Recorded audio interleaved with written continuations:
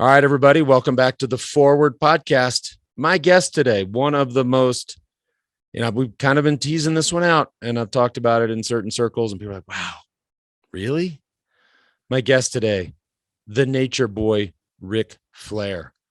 And what's cool about, not only what's cool about it was a great podcast, a super interesting guy, crazy fucking life. We decided to sort of take it up a couple steps and really incorporate video. And so we ended up obviously sitting down doing this podcast, but basically spent the whole day with the nature boy. So on camera. So whether that's on his boat, hanging out at his house, obviously filming the pod, it was just a wild day. And we had such a blast. The guy's such a legend. Walking around Tampa, Florida, it was interesting. I mean, people were like, holy shit, it was a nature boy. Such a fan base there. So it was cool to see him. Cool to see him healthy.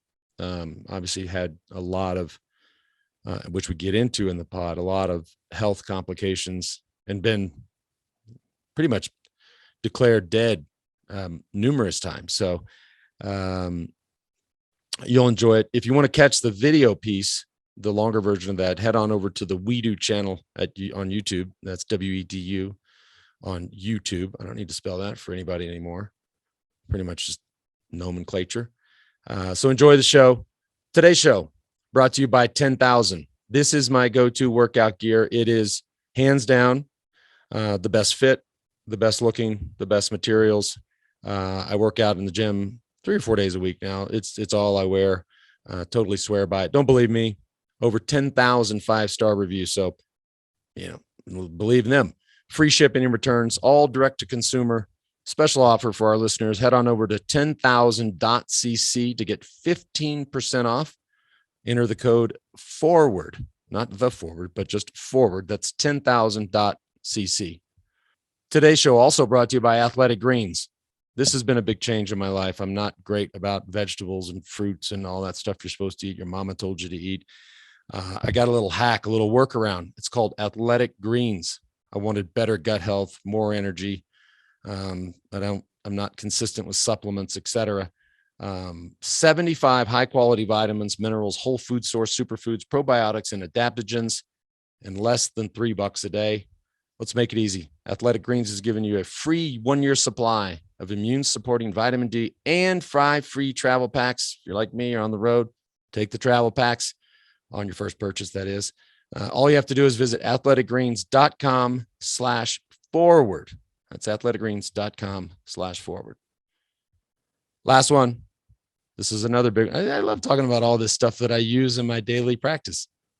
HELIX, the HELIX sleep mattress, named by GQ magazine and Wired magazine as the best mattress on the market. Why?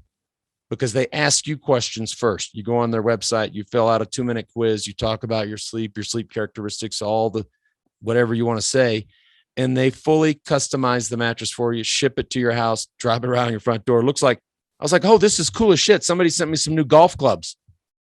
Open it up. It's a mattress. Unbelievable, man. Special offer for our listeners, $200 off all mattress orders and 2 free pillows for our listeners. Head on over to helixsleep.com/theforward. That's helixsleep.com/theforward. Hey, everybody, enjoy Ric Flair. And by the way, if Ric Flair ever calls any of you all and says, hey, you want to come to Tampa and hang out for the day? If you don't say yes, you are fucking crazy. This was one of the funnest days of my life. So enjoy the show. Enjoy the man. And I hope this guy lives to 150 because I want more days like that.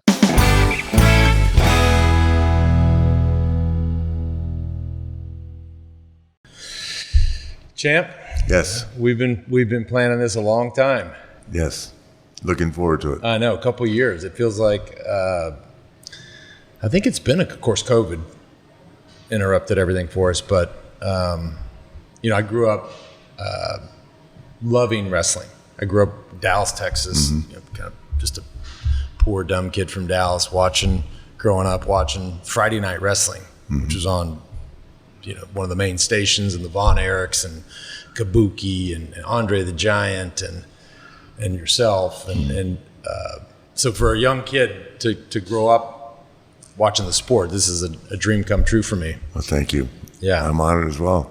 Yeah. 'Cause I've been watching you a long time too. And I did not know that. I didn't realize. And then when we connected, I was like, oh, that's really, I think you hit me up after the 30 for 30. I did.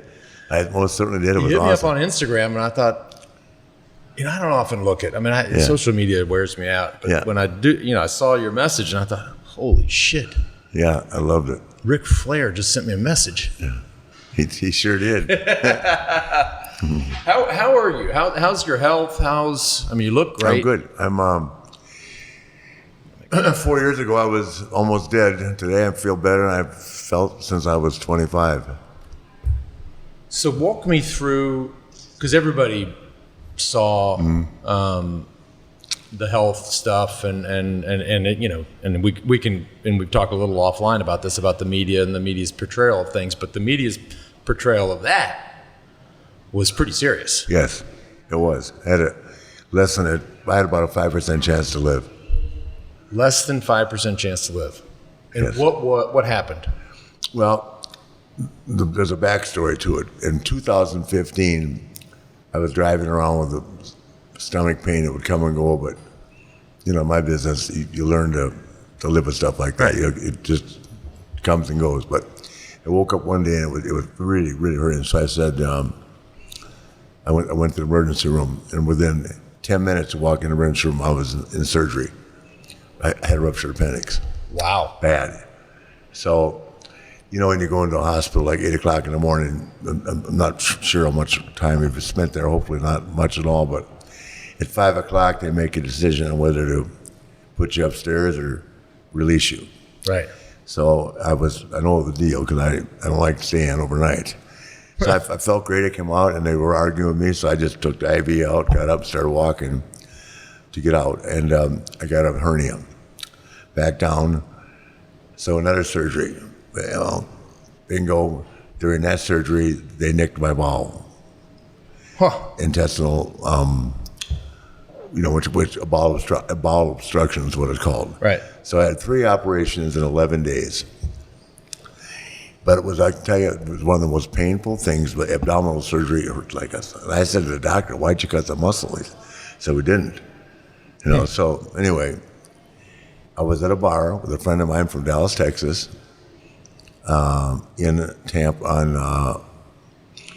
Atlanta, and he headed for the airport, and all of a sudden my bowel ruptured at the restaurant. Oh my God. And I had total kidney failure, septic, which was the bad part, Right.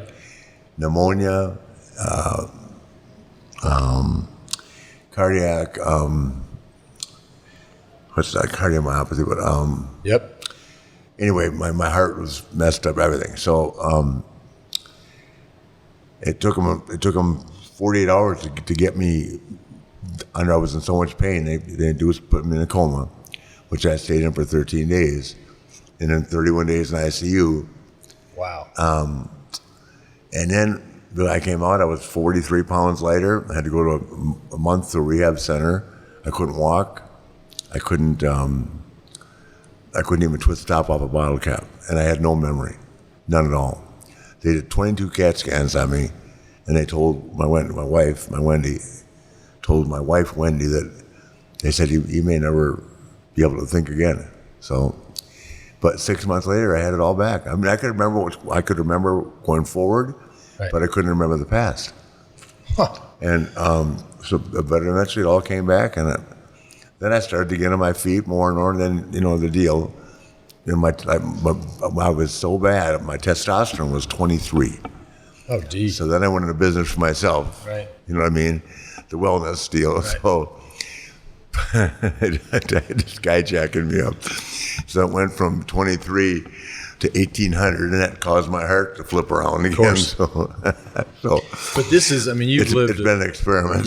Right, but your life has been an experiment. Yes. It's been your birthday is Friday, Yes.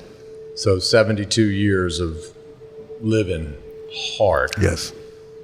Well, not 72 years. 73. You're going to be 73 Friday? Yes. Okay. So, and you start, I mean, that's Since I was 15. All right. Well, that's, close to 60 years of pushing it. And I watched it again. I'd watched your 30 for 30, probably a year ago. And then I watched it again last night. I mean, the details around the partying, I love the scene where you're in the sports psychologist office and he says, well, do you drink? And you said, well, yeah, I drink every day. And he says, Every day that I work. Every day that I work, which is, and how much do you drink? And 12 beers and then 5 mixed drinks. And then of course, the end of the scene is you're sitting in the chair and he's laying on the couch. True story. Basically, he didn't actually lay down, but we switched positions. And the guy just, Dr. John Simpson, I got his name and number right here. But that's, that the body can only take so much. And not to mention, all the physical toll that the game has played on you. That has to be a consequence of just living hard. Mm-hmm. But at one thing that, for some reason, like I'm one of the few, if not the only one, number one, there's very few of us still alive. Yeah. But I'm one of the very few that I don't have any hip replacements. Right. I don't have any knee replacements or shoulder. For some reason, God gave me that gift where I'm able to rebound. Yeah. Hopefully, I can keep on going on because, after I came out of the hospital, I had a stoma bag on me, stoma for a year where it attached your intestine, right? Right. Which is, I can't think of a more disgusting. No, that's a tough. Yeah, that's a tough quality of life issue. I've got a friend, Steve McMichael, who's got ALS. Not comparing this to anything like what Steve has. Right. But it's just mentally it destroys you. So yeah, I went back for that, had that taken off, and then the time frame to where you have to put it back on. So right. 1 day, 2 day, 3 day, 4 day, 5 day, 6 day, 7 day, 8 day, 9th day. The doctor tells Wendy, my wife, said if it doesn't work tomorrow, we got to put the bag back on. Of course, she didn't tell me. Yeah, came in the morning, and it worked. It worked. I went through, and I took a picture of my blood pressure and my pulse, sent it to Vince McMahon. I said, I'm out of here. Wow. I always send Vince a note when I got something going on, like you'll watch over my family now. Right. And yeah, the game has been, and if you follow wrestling, I followed it very closely, as I said earlier, when I was younger. But the game. The stories and the carnage that this industry has left. It's tough when you. We talked earlier about the Von Erich family. That's just growing up in Dallas, the Von Erichs were. They were the kings. Absolutely. They were the kings of Dallas, and I started by watching Fritz, and then, of course, Kerry, Kevin, David, everybody came through. But that is not a unique, there's a lot of carnage Yes. Across the sport. What is a day in the life, like here we are, we're in, for those listening, we're at Rick's apartment, high rise here in Tampa. Absolutely beautiful, of course, coming from Colorado, man. This weather, I'm all in. Yeah. What is a day in the life? Like if you're at home, what do you do? Like I wake up. I've got kind of a routine. I wake up in the morning and I get 3 egg white bites, cup of coffee, right, and then now that the weather's been a little rougher, rather than go out of my boat, which I'll start doing more regularly, I go up and train with Rob, John Cena's personal trainer. Yeah, he was the strength and fitness coach at the University of Georgia, and he ran and conducted all the fitness skills drills for the NFL Combine. He's one of these guys that can touch you here and make your leg move. Does that make sense? Or poke yourself here and this arm goes up. He can do all this stuff. He knows the body. Yeah, and to train with him, and like Reid, he pushes me hard. Yeah. I know that it's funny that I can relate this to you. So I don't like to do an hour of cardio. I like to do as much as I can in 20 minutes. So I had never done the Airdyne bike before. I bought one for my son. Right. But so now my deal is to break 5,500 meters on the Airdyne in 10 minutes. That's pretty good. Yeah. I've done 53. Yeah, that's the one where you're. Yeah, this one, yeah, but it's got the resistance with the Right, fan. right, yeah. right. I mean, you know that's. Yeah. And then the rowing is inner cardio, or I do free squats, like at 500 free squats. I don't lift a lot of weights because still have what's called muscle memory. And I'm buying all these custom-made clothes. I don't want to grow out of them again. But, yeah. Wait, because of the custom clothes, so we can't grow out of them? Well, no, there's no sense for me to try and bench press 300. Does that make sense? Right, no. As long as I can bench press 200, I mean, my strength is there, but I just, to come back from where I was, which was, I mean, I couldn't walk 4 years ago. So, no, I remember, going back to that, I remember, I mean, and being a wrestling fan growing up and reading the news, I thought, man, he's not going to live. Yeah, I mean, and I think everybody had that impression, like the Nature Boy is done. Mm-hmm. Well, certainly my agent did, because she stole all the money on my escrow account. Uh-oh. Yeah, and I won't go any further. I mean, a lot of people thought it was gone. Man. I took advantage of a bad situation. Yeah. We won't go into that, but I'll be glad to tell you about it later on. Yeah. But I don't mind revenge. I'll still be in my mind forever. Yeah.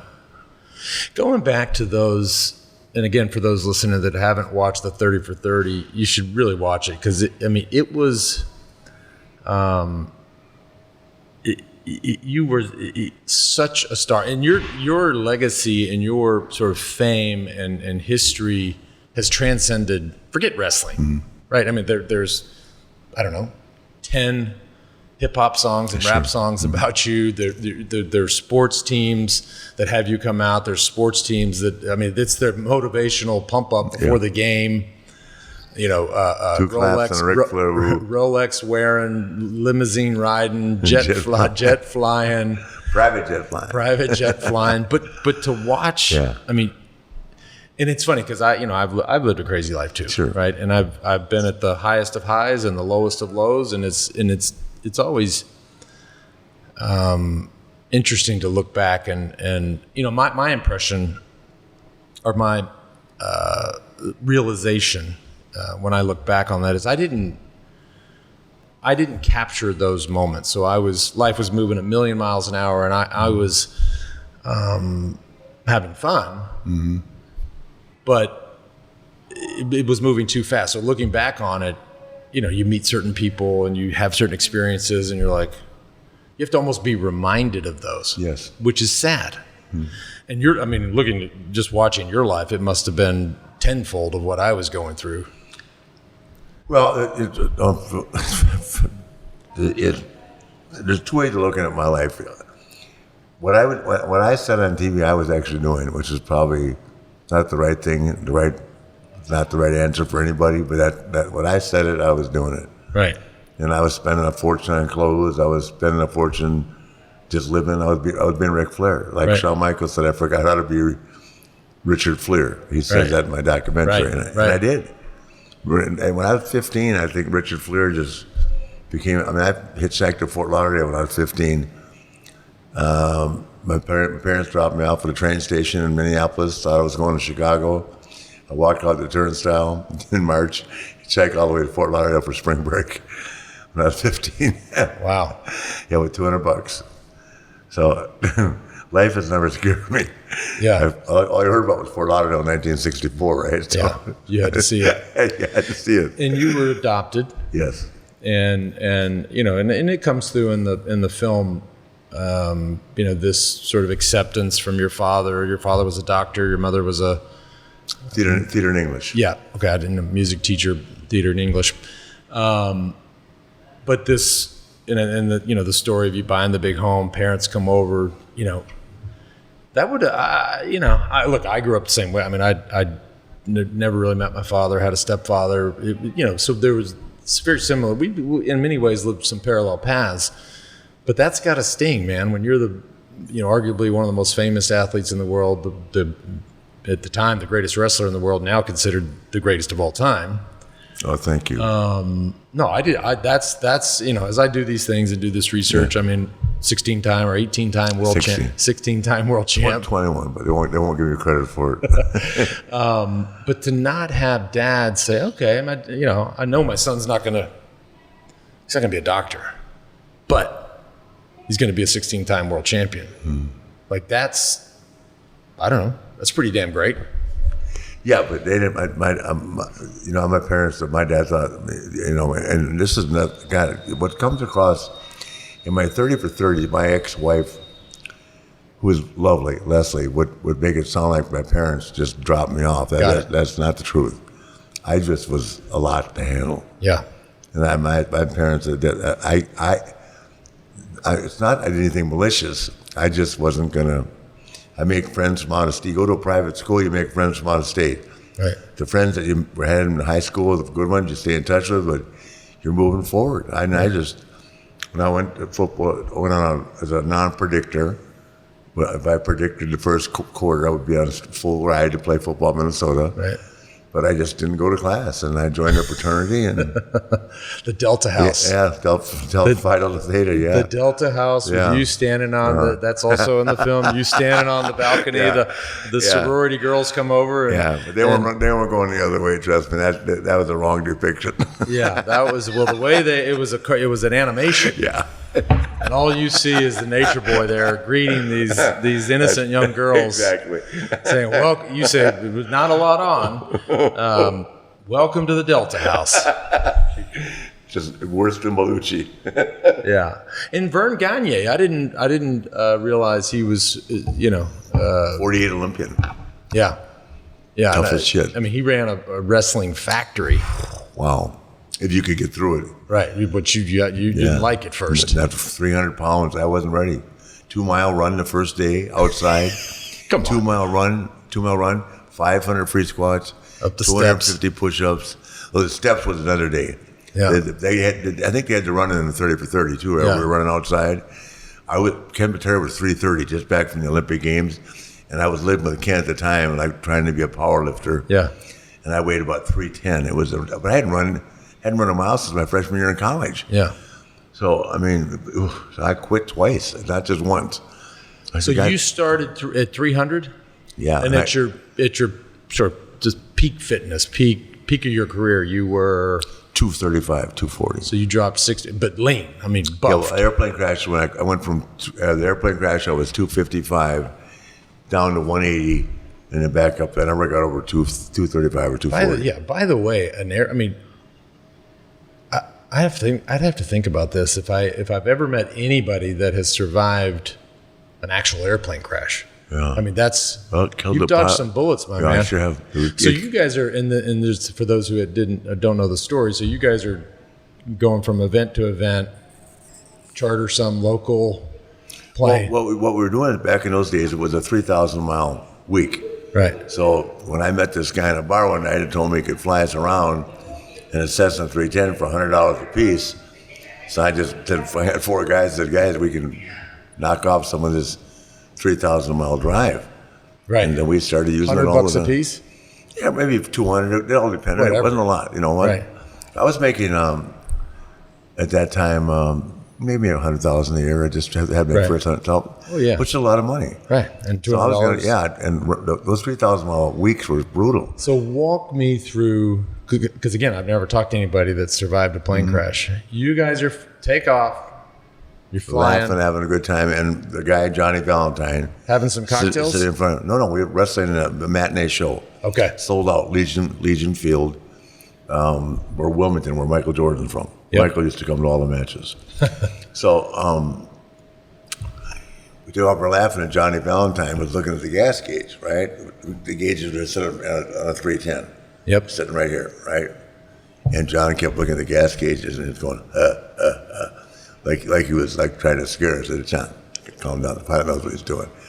And sure enough, the pilots got headphones on, and we couldn't hear what they were telling him. And they were saying, "Hey, you need to come back around." And they got, you've heard the terminology of being a pilot now, the point of no return. Right. He should have landed in Raleigh. Right. And picked up fuel. He didn't. He thought he could make it. Oh. And we were at, I think 30 miles or 10 miles, I don't know what it was, 6,000 feet. First engine pin, He reached down to pull up the reserve tanks. He had none because he didn't burned carry out. enough fuel because we were 1,400 pounds over gross, which none of us understood back then, right? So, Right. And the guy didn't even have a pilot's license. Come on. No, Michael Farkas. And then the worst part for me, which didn't happen to anybody, but Michael Farkas had a fiance in Denver, Colorado, and a fiance in Charlotte, North Carolina. He had two fiancés. Yeah, and they both hit the Showed up. hospital at the same time. Oh boy. He never regained consciousness. So They died a year later. well, that's a whole nother story. That's Yeah, that's a whole it's separate horrible, podcast. yeah. That would have happened there. But Yeah, I don't know what happened. I mean, I just knew he got. but so the plane essentially runs out of fuel in the air Yes, and starts to go down. we were going so fast. You were that in the back? I was in the second. It was it's Michael Farkas, Johnny Valentine, David Crockett, me, Bob Bruggers, and Tim Woods. Tim Woods actually walked out of the hospital, and he saved the business because in those days we weren't supposed to be flying together. That's when literally, Right. if it had ever made the news that it would have killed the territory. That Valentine and Because they thought you hated each other. yes. They thought these Yeah, huge and that- rivalries. that You was- guys are backstage high-fiving, drinking yeah, beers together, exactly, chasing women. Yeah. And everything, everybody. so these- everything and worse. right. Okay. Yeah. Okay. So plane's going down. Going on, and we were going so fast that normally an orchard of trees would cartwheel a small aircraft, right? We tore the orchard down, stuck in the ground at 230 miles an hour. So we were probably going in excess of 300. But you're thinking you're dead. Yeah, I don't remember what I was thinking. I remember seeing it. real? The last thing I remember is seeing the runway in sight, but we were going so fast. I think he was trying to fight it. We landed a half a mile from the runway Yeah. and stuck in a railroad embankment. The embankment with traction on top of it. And I mean, that's just. Yeah, it's unbelievable. And how many died? Just Michael. Two other guys paralyzed. Johnny, permanently from the waist down. Oh. Bob Ruggers, who was a world-class athlete and golf. I don't even think he played golf anymore. The metal rods in their backs, everything. Just And the pilot survived. yeah. And one of the problems is that we landed with New Hanover Memorial was the hospital that treated us. And they were great, but they didn't have the facilities to treat John or Bruggers. And then by the time they finally Crocker got a military aircraft when they were stable enough, flew him to Duke. Duke didn't want to handle it because they thought, so they sent him to the Houston Medical Center where they had all the surgeries. And then Bruggers, again, when Bruggers got home, finally, after 4 months, he got an infection broke out. He had to go all the way back to Houston again from Minneapolis. So I mean, it was, I haven't, well, Bob's gone now, but actually I'm the only one living from the whole, no, David Crockett's still living. Every year he sends me a text, we made it, man. Another lap around the sun. Yeah. Yeah, I shuddered. I mean, I now that I fly a little bit, that would be.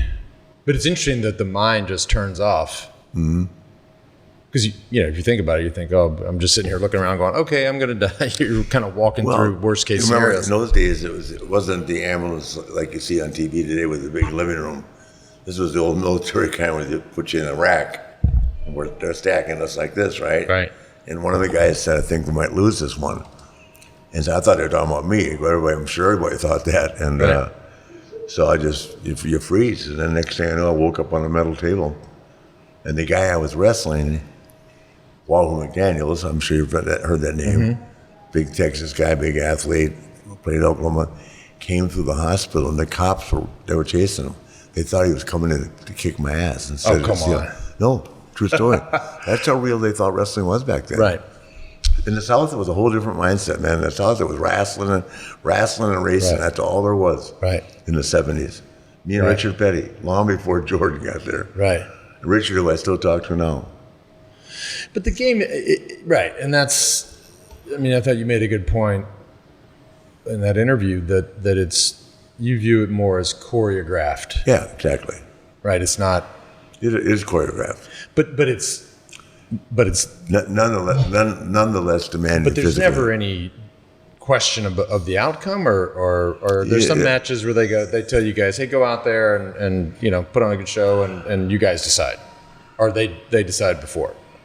They decided beforehand, but today it's a little different. When I started, just because that's what was talked about in the dressing room, it was going to take place. So right, yeah, a lot of tough guys in the business from that percent. Yeah, how is wrestling doing today? Like obviously WWE is there are other leagues, right? Yeah, AEW, Ring of Honor, but WWE is the NFL. They stand alone. Yes, exactly. And how is the business of the WWE doing? I'd have to say overall it's doing great. I mean, the audiences aren't the same, but that's because there's more stuff to watch on TV. I mean, right. If you put everything in perspective, yeah, true. I think it's as popular. I think it's harder for them now to make stars. I think you have to be on TV literally for 5 straight years before people really begin to know who you are, because there's so many options. I mean, on Raw, we go up against Monday Night Football half the year. That's tough, especially if it's a good game. Right. And it's a 3-hour show. It's hard to keep everybody's attention. And you know how it works. We try to put the best matches on what they call the crossover. So they open the show hot at 8. At 9 o'clock, they don't want to lose anybody, so they'll start out with a hot match, go to break, and hope they'll hang on to it, right? This is this button right here is the do-all, end-all for anything. Right. No. The sports, the way we consume sports has changed and will continue to change forever. I mean, I look at cycling. I mean, who's going to sit around and watch a 5-hour stage of the Tour de France? Wait, here's the deal. Can I just say something? Nobody knows anybody. Everybody knows Lance Armstrong. All these guys that we won't get into that until you ask me the question, but who are they? Well, there's a different generation. I mean, that's like saying... What generation? Greg LeMond? Well, that's before me. I know, but I mean... That's like saying... I remember Greg LeMond. I don't remember anybody else. And I watch it. But that's like saying Ric Flair, The Rock, John Cena. Those are... No, and that's what I'm saying, but the same applies to you. Right. All these other guys... Yeah. I mean, and 7 wins, I mean, come on. Right. It was a good run. Yeah, a hell of a run. Yeah, but you see what I'm saying? It takes time to build that brand. Yeah. Or you have to do something magnificent in the eyes of the people to be remembered. Right. And that's what the kids don't have an opportunity to do. Right. It's so hard to get great. There's a lot of people that are good at everything, but to be great, it takes time, it takes this, and it takes a lot of this. Yeah. Call it the jack of all, master of none. Yeah. Yeah. That does not equal great. Right. Yeah. You know yourself how hard you've worked. Yeah. And nobody, I can believe that, because the hardest thing, I like riding a bike. When I studied your career, your strength, and everybody knows it, was the climb. Right? Right. So I don't give a shit what you do for a living, what you're on, or whatever they think you're doing. Who can ride a goddamn bike up a 12-mile fucking mountain? Unfortunately, a lot of people. It seems like a lot of people cared about. Who are they? Well, that's right here. If that's not here and here, it's nowhere else. For sure. And here we are, and that's where I always just bring it back to, my only mission. Just to speak about myself for a second, my only mission was just to survive this spiral, make sure my kids were happy and healthy and fed, and maintain my own sanity, my own health. And, it's cliche, but living well is always, and you've lived your life, right? And there are plenty of people that wrote you off, whether it's, with the health scare or just rivals or whatever. Living well is always the best revenge. Yes. And so that's why it's so badass to be here with you. And by the way, because for y'all listening as well, this is going to be a slightly different episode of The Forward, because this will be more of we both wanted to go rip around on the boat. So this will be more of a YouTube-esque, a lot of B-roll, Rick and I out. Rick, you texted me, I don't know if you texted me, he was like, do you like boats? Yeah. Yeah.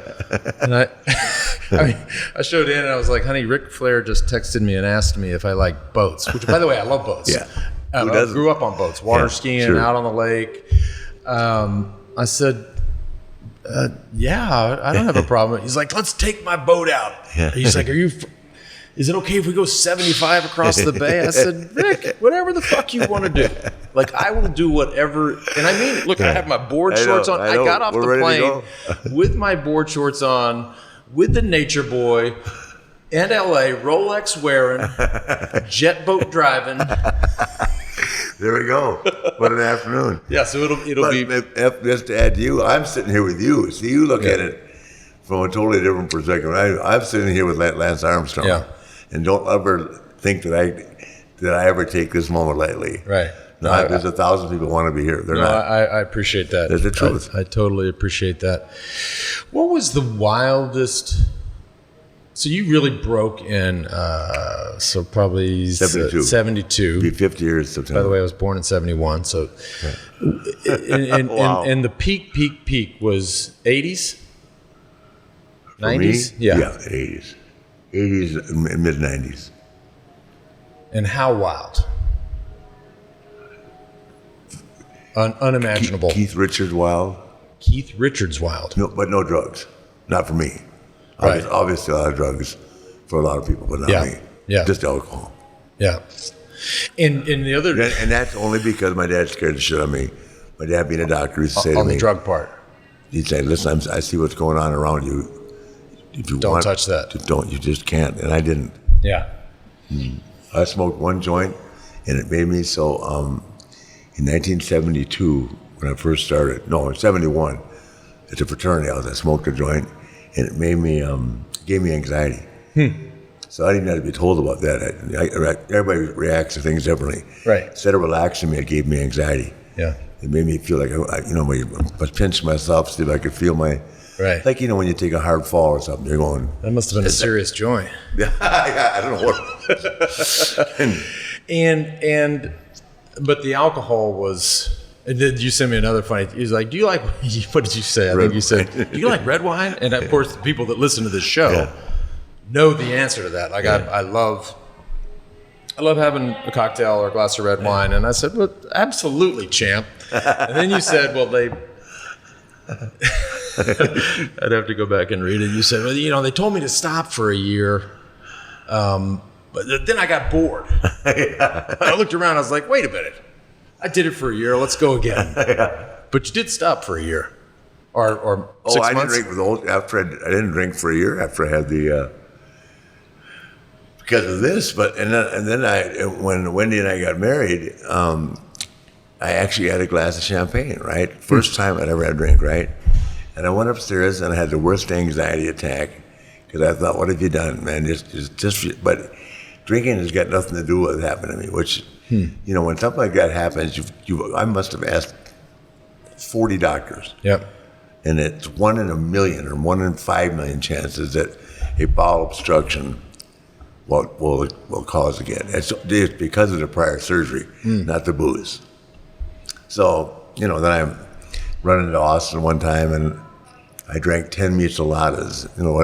Stone Cold Steve Austin? Yeah, Steve and I, yeah. So then I have to have someone that didn't take her. Of course, I'll have a couple of drinks with Taker, and then it gets longer. And then, But my routine is I drink beer. I'll Mick Ultra from 5 to 8. At 8, I get on the red wine. Right. Today, I'll do whatever you want to do. But likewise. It's Lance Armstrong Day. Yeah. Lance and Rick Day. Yeah. Who was your best buddy on the like and again, which I think is just fucking hilarious that the world's like, these guys hate each other and he wants to kill him and he wants to kill him. There was a lot of that though. There were guys you actually really didn't like. Did not each other yet. Absolutely. But you're on a world tour. I mean, it's like you guys are in a band essentially. So you're moving from town to town. And who was your straight up you knew was your best mate? Arn Anderson. Who? Arn Anderson of the Four Horsemen. Okay. Yeah. But And that you talking about opponent-wise or guys I hung out with? No, opponent-wise. The Four Horsemen. Yeah, opponent-wise. Oh, God, Harley Race is my guy. Harley Race. Toughest son of a bitch in the business ever. Yeah. He and a guy named Haku. And you guys would wrestle each other or not? Yeah, of course. And people thought you hated each other. With Harley was like a little bit later on in life, it started. I could be wrestling on one day and I could be his tag team partner the next. because of our levels of success. But it was always a great rivalry. I beat him in Starrcade '83, which was my second shot at the title. In that match, when I first won the world championship, you think you're ready for something, then because you're wrestling guys that are so damn good in one area, then you go on the road and you're wrestling people that are not qualified, and the rules then were either wrestle an hour or the champion wins. Right.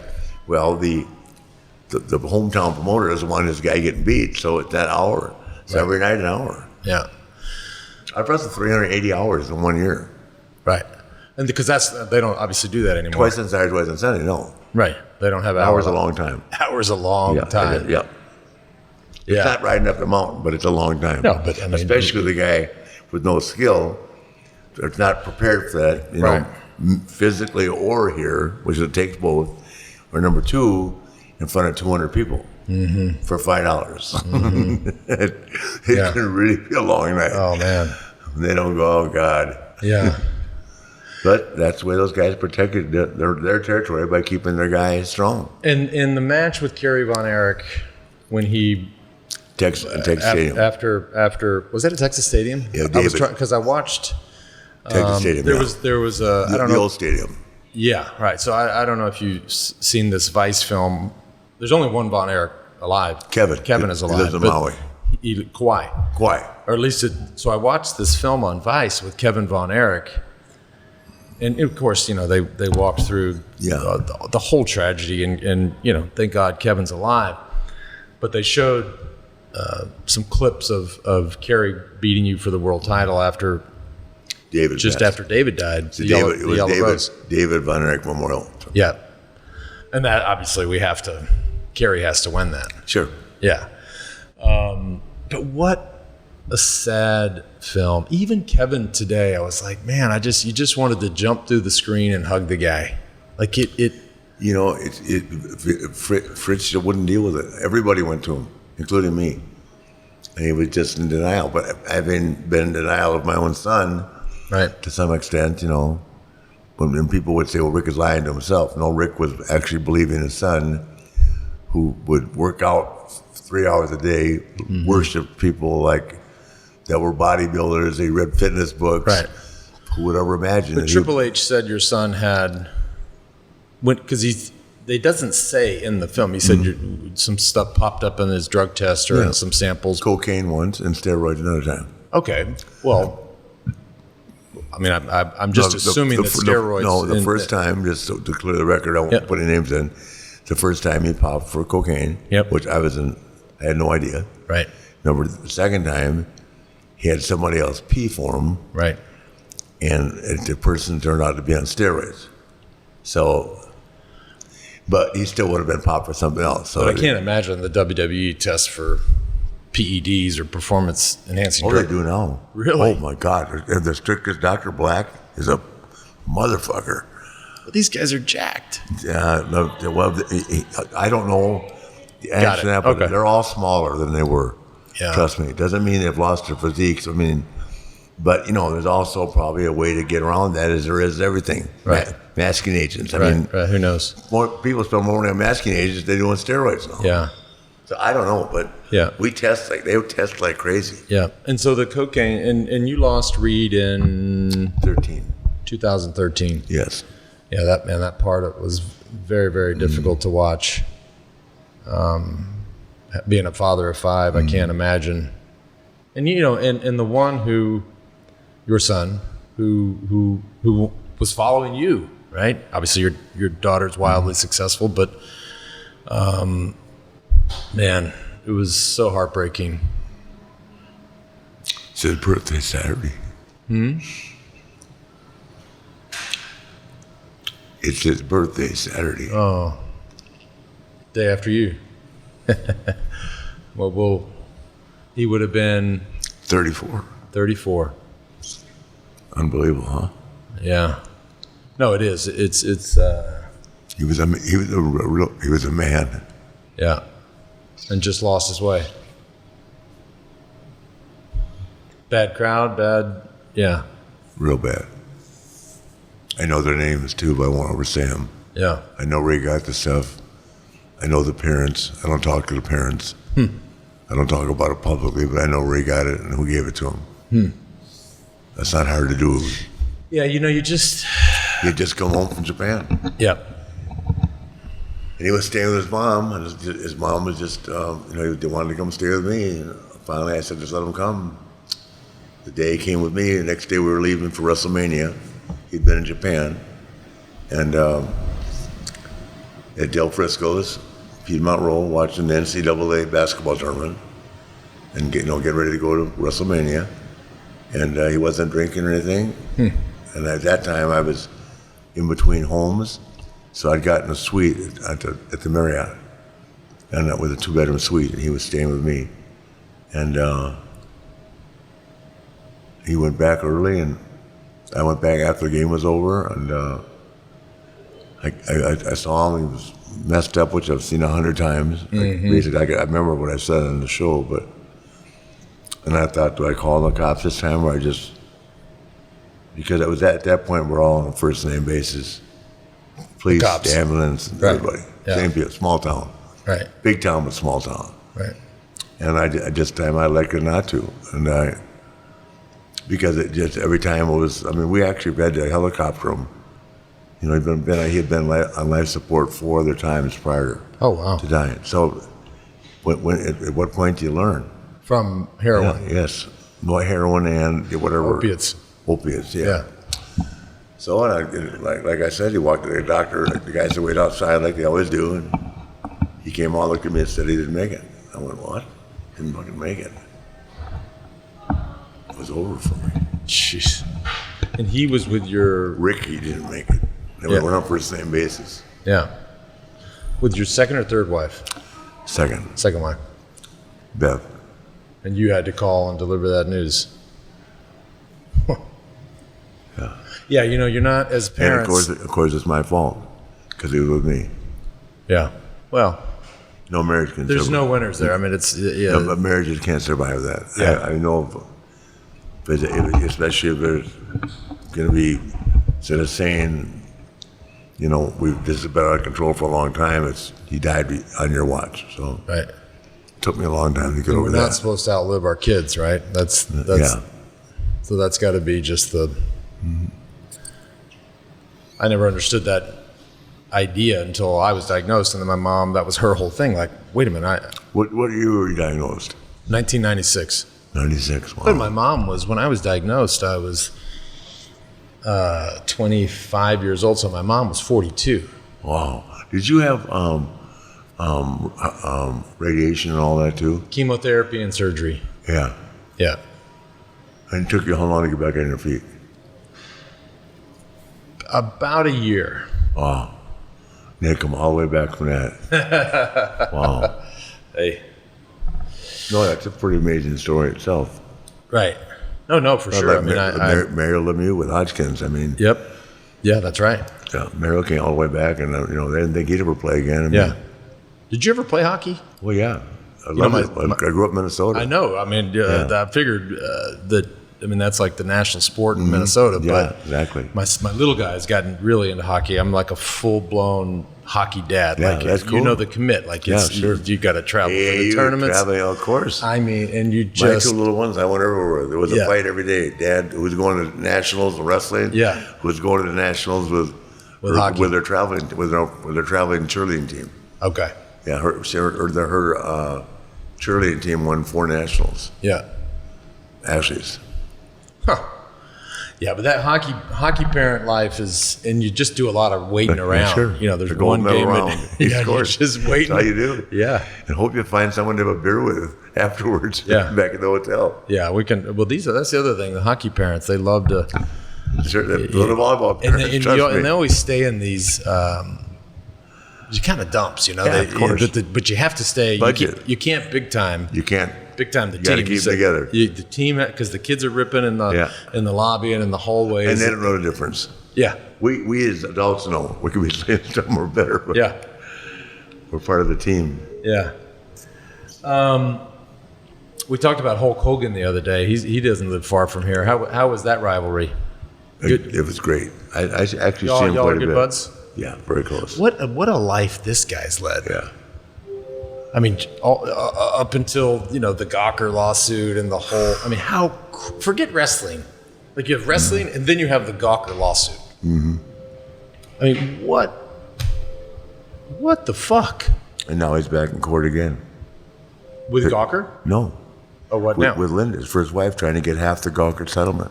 Because the Gawker settlement was $135 million, but $90 million went back to the guy that financed it. Peter Thiel. Yeah. Yeah. Or $80 million. So he got 50.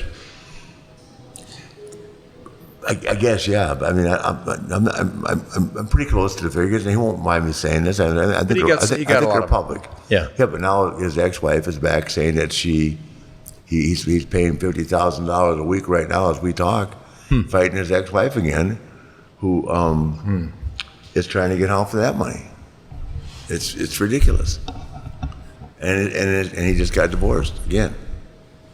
So goes quick. Yeah. Yeah, well, you just never know. I mean, who knows? Right. My hat's off to anybody that's been in our business for any period of time and has had any success in marriage one time or twice. Right. Yeah. So, some of the most successful wrestlers in our business are in their fourth marriage. I'm not the only one. How many you had? 5? 4? 4. You're on 5. Or you're on 4? No, on 4 right now. Yeah. I lost count. No. No, let me see. Wait a minute. 4. Yeah, no, this one, Wendy's my 5th. Okay. Yeah. So you did lose count. Yeah. No, I had to think you said what am I going? The joke is about going for number 6. No. She would be here today, but she's at Rosemary Beach. She calls this the fraternity house. Yeah, that's right. Lance and Rick's Delta house. Yeah, you'll see why after we head out today. This is a fraternity house down here. She says, you want to see me come to Rosemary Beach? I'm not coming to the fraternity house. Where's Rosemary Beach? Up in the Panhandle. So we're not going. It's too far from here. It's it's Destin, Fort Walton. Oh, okay. So that's right a way around. Redneck Riviera. Yeah. We live across the street from Lady A and Bellum, over there. Did I read this? Lady A. Did I read this right? That you, at one point in your life, had 143 speeding tickets. 143. Is that true? Yeah, they put me in jail. How is that, Rick? How does he? I mean, 43 is too many. Yeah, but I have to lay this out to you. It all makes sense. Okay? I had 3 driver's licenses. Okay, I had a Minnesota. Okay. I had property down here. Okay. And I had North Carolina. Okay. 3 driver's licenses, right? So as I traveled around the country, boom, all of a sudden it became a reciprocal agreement between insurance companies. Okay. All of a sudden that shut down. There's nobody driving around with 2 driver's licenses now. If they are, they're in big trouble. Right. Okay, so I would just surrender one, drive on the other. Surrender one, drive on the other.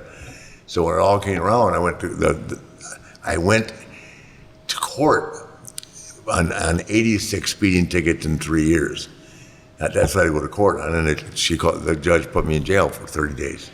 Only I made bail and went to Superior Court and it never did any time. 86 tickets in 3 months. In 3 years. Yeah, because what we did. But Rick, in South Carolina, the fact that you actually sit here. No, let me explain it. It's all going to make sense. Like you are out of your mind. I can drive. Just hauling ass. South Carolina, they pull you over. They give you can drink beer in their car. Back then, right? It's not. After Strom Thurmond's daughter got killed at 5 points, the whole world changed on her. But they just write you a ticket for $20 and keep going. I'd get 4 coming back from Charleston, South Carolina, to Charlotte, 200-mile trip, driving 100 miles an hour with a beer in your hand. Hell yeah. Throw them out the window, trying to have beer cans. That's how we live, man. After the rest of an hour in the county hall with no air conditioning. 12 beers, 5 cocktails. Yeah, exactly. Therapist on the couch. I did a little math as well because you said it. You said it. I did the math on my calculator on my phone today, but you said it in the 30 for 30. They asked you, how many women have you been with? Don't ask me that again. But I don't need to say the number because it's in the film. You guys and gals can go watch it and let's hear the number yourself. But it's not possible. Okay, because if you just take, let's just say 50 years times 365 divided by I mean, it's a monster number. He's giving me the look. No, when you start at 15, that isn't a monster number. Unbelievable. Hey, Kelly. Hey, Kelly. Kelly's ignoring us. She said, She stepped out. Oh, you don't have any support here, Rick. She said to me one day, Rick is calling for his assistant. No, Kelly, she asked me one time, she said, do you think you'll sleep with 100 women? I said, go and watch my 30 for 30. She said, have you slept with 100 With women? 100 women in my life. I said, you better go watch my 30 for 30 and find out who you're working for. And don't tell your mom and dad to watch it. Oh, my God. Listen, Frank Sinatra didn't have anything on me. But you've I could tell you an average night in Las Vegas, he would look at me and say, there's no way. I used to rent a suite on top of Cedars Palace in the 80s. Were you having fun, though, ripping like that? I mean, I know Absolutely. you were. Absolutely. Just unabashed, unapologetic fun. Unabashed. No part of you was like, Nothing. hey, man, let's just slow down. No. A A couple times I'd crack, but I'd get a good night's sleep and be back. I cracked a couple And times. there was never that voice that said, hey, all right, it's been a good run. I'm going to go, settle down with the family and chill out and play the playboy, play the wild, play the nature boy, but I'm going to live a different life. Like there was no. Well, I found out it's just very hard for me. It wasn't about, it was just my problem. I couldn't, once I got on the road, I never looked back. And it wasn't malicious towards them. But my older kids, I mean, they're okay with it now, but I never saw them. Right. Because they moved to Minnesota. And Minnesota was not part of the National Wrestling Alliance. Right. So I never saw them, except in the summer. And even in the summer, I had to work every day. That's what people don't understand. Our biggest wrestling days were Christmas, 2 shows, Thanksgiving, 2 shows, Easter, 2 shows. The holidays, Right. where people eat their food and go to the wrestling matches. Right. And that's what it was. And I was never tired. If I was at like wrestling the Von Erichs in Dallas, Christmas Day, right, which I did a lot, Yeah. I had to fly out on Christmas Eve Yeah. in case there was a weather issue. Right. You always got to be there. Yeah. If you miss the show, your name's on the marquee. And how is it with the kids now? Oh, my younger one, my 2 younger ones is great. My daughter's fine. My oldest son is, he's still upset about it. Right. But I did all I could do, Right. See, what happened there is Leslie, the girl, my first wife, was on the phone. We get along great on the film. I gave her the house. I had just bought $120,000 house, which was a big deal in 1978. Right. And I let her have everything, and and I never dawned on me that she'd go back to Minneapolis. I should have had that written. It never dawned on me because she had friends there. Yeah. But she just packed up, friends, family, and left. Yeah. She left. Went back home. And your daughter is obviously. By the way, you showed me that. I mean, talk about an athlete. Oh yeah, Ashley's fine. Ashley's fine because she understands now why it's addictive. Yeah. I mean, anything you're really good at, and you get applause and accolades, and make money, and She the biggest wrestler in the world? she's arguably I would say the most. Well, she's by far the best women's wrestler. She and a girl named Sasha Banks. She's you. I mean, she's the most famous. She's the most gifted athletically. Yeah. She and Sasha are the most famous. And she's got your. Everything. she but comes so out much and better. does So much better than me. You have no idea. I mean, But she's got the woo level and 10 gymnast. I mean, Right. Yeah. And she's built her own brand. Right. We're always going to have a legacy together, but and once again, one of the reasons that I've been so lucky and why I'm sitting here with you today is this extension of my career. when I was done with WCW, they left me in Rumble, and then Vince picked me up. Yep. 2001 and put me back on the map. But they shaved my head, everything. Promoters, everybody wanted to bring it down. And when is the last time somebody tried to get you to wrestle? Get in the ring, not to but to actually wrestle. I mean, they had to. I mean, I've been offered a couple times, but it was overseas. Right. But they didn't match the money I wanted. Right. I mean, in the last 5-10 years. Oh no! In the last 5-10 years, no, I've probably been asked. But I mean, since I got sick, right. The only reason I can't, I was going to go on my birthday, and I'd never been parachuting before, so I was going to jump out of an airplane.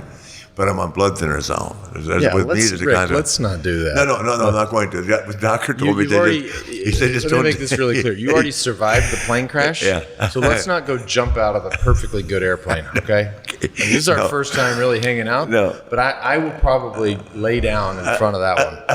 Okay? You won't go with me? No. I would never jump out of an airplane. You wouldn't? Ever. Well, if you're not going, I'm not. That's probably good advice. No, I would never, ever jump out of a perfectly fine airplane. Is Kelly back? She's not back. That's a funny story. Yeah. No, that's all right. Sorry, he's we're laughing. He needs some moral support. No, he needs Kelly to cancel the parachuting trip. Yeah.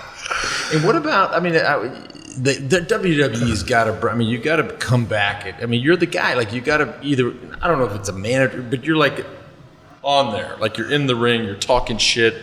You show up. Like Ric Flair's. The WWE. They not Vince McMahon, but the CEO Nick Khan did me bad. I'll never go back. You'll never go back. Never. Yeah. I told Vince that. Yeah. Never.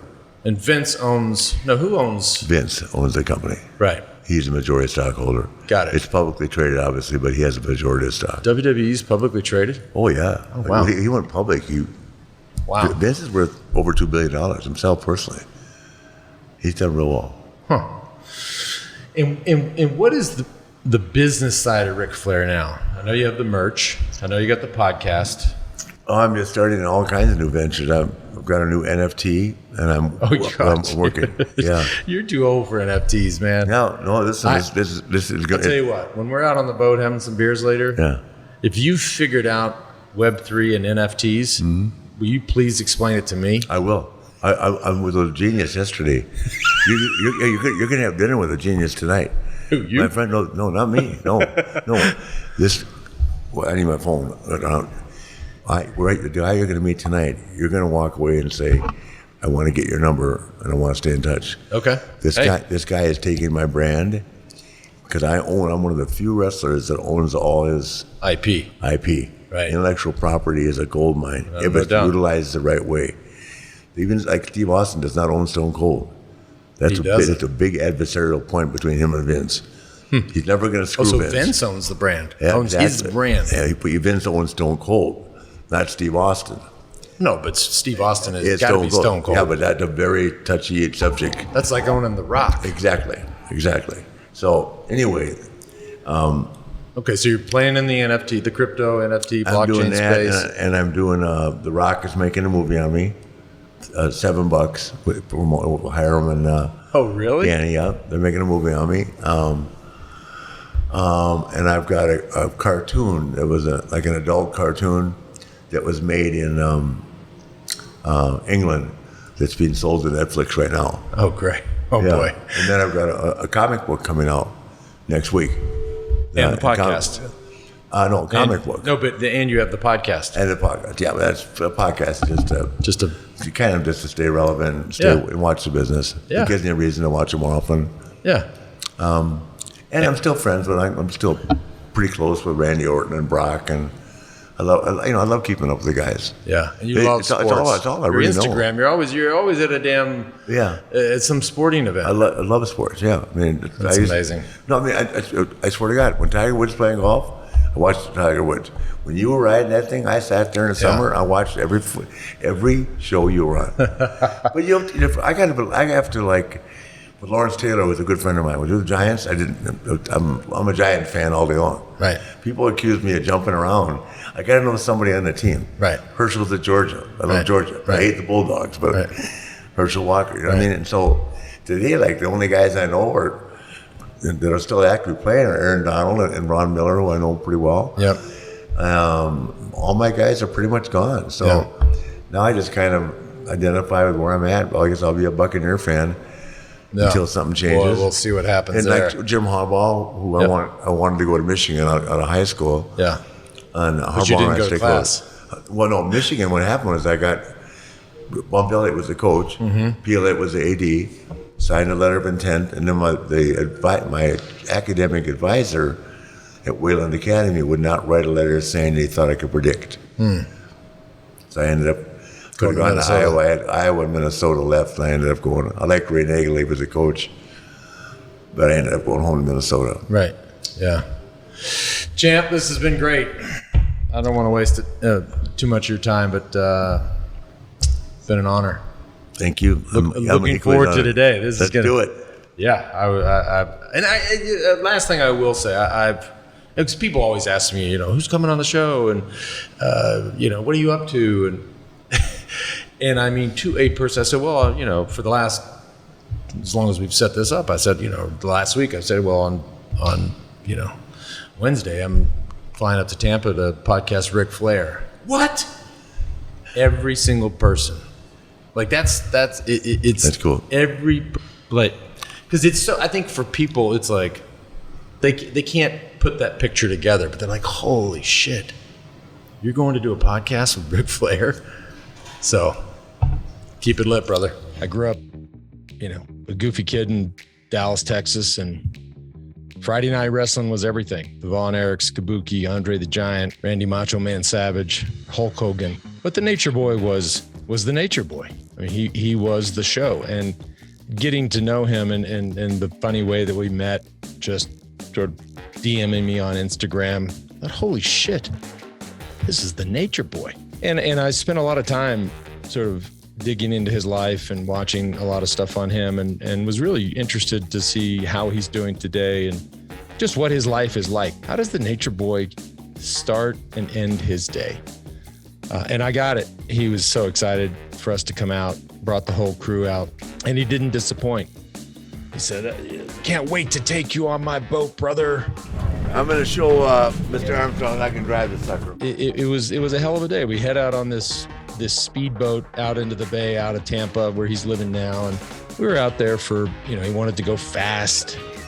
So we went as fast as the boat could go. I think we got it just over 70. He had the cooler full of beers and mixed drinks. And he was very excited to go to one of his favorite haunts. Just sitting there with the Nature Boy, having a bite to eat, having some margaritas, watching this bar of folks that drive around on boats look across the way and go, holy shit, that's Lance Armstrong and Ric Flair. Then, not for nothing, then he FaceTimes Hulk Hogan. It was an incredible day. And I really have to say I was worried about the Nature Boy before I went, because I've read so much about his health struggles and I know what it's like to be at the very peak of something and to get older and to lose things and the world to move on. And I ended up falling in love with him and really felt a ton of empathy and care for him. For me, I got to say it was a highlight for me. It was a hell of a good time. So Nature Boy, I love you. Thanks for having me out. Look forward to doing it again.